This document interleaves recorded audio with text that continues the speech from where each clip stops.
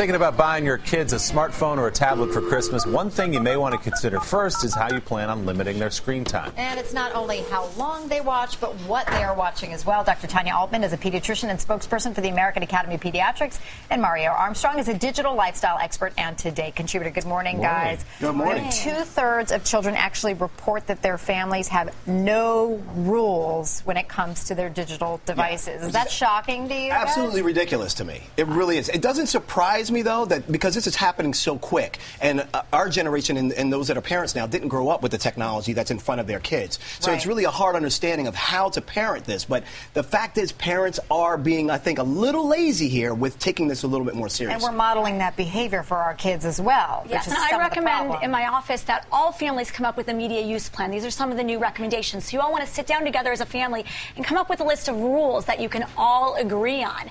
And they can be things like what's going to happen to the devices at night. They're going to be in a separate location. You're going to have electronic free zones, such as the kitchen table, so you can talk to each other face to face, and you're going to have limits on screen time. So, Mario, the average 8 to 10-year-old, this is an incredible statistic, spends nearly 8 hours a day. 8 hours a day using media.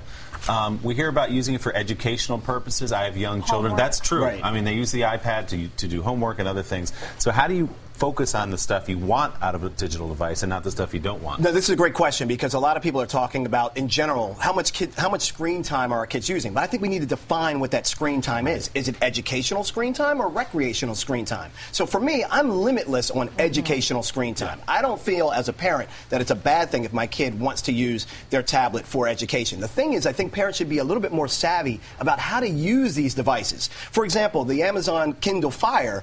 On this device, you can share this with multiple kids. They can have settings for different parental controls, and a lot of parents don't dig into how they can really block out the inappropriate content so they can make sure they are focusing on educational things and not just recreational things. So it's really about monitoring the media that they are.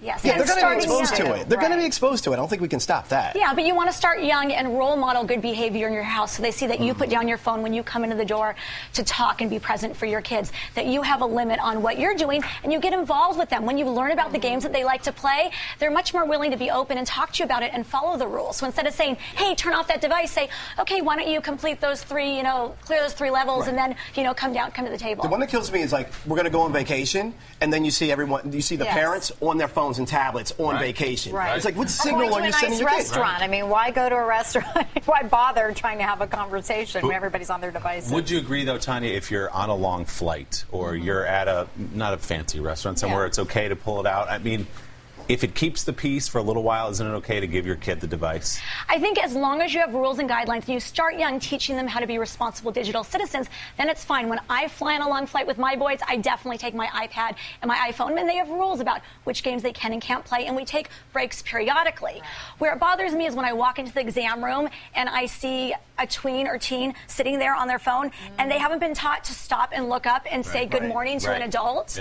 Eye contact, so key. No, Mario, what about cell phones? Because I know it's even on my son's wish list, which he is not getting because he's only 10. Nice. And there's a certain age. Way to hold out. So what's the appropriate age, do you think? I think you have to know your child. You have to know the maturity level of your child and also the situation your child in. Are they going to school late at night? Are they getting on the bus? Is it a safety precaution that you want them to have a phone They're for? walking to school alone. Exactly. For me, my kid's 11 years old. He's not getting a phone. He has a phone when he goes for sleepovers and when I feel he's in a situation where he may need to be able to reach us. And so there are prepaid plans, a lot of cheap ways that you can get technology for your kid. These are questions a lot of parents are grappling with. Dr. Tanya Altman, Mario Armstrong, thanks so much. And by the way, if you have a question about kids and digital media, Tanya and Mario sticking around to answer your questions on Twitter. Use the hashtag OrangeRoom to get connected.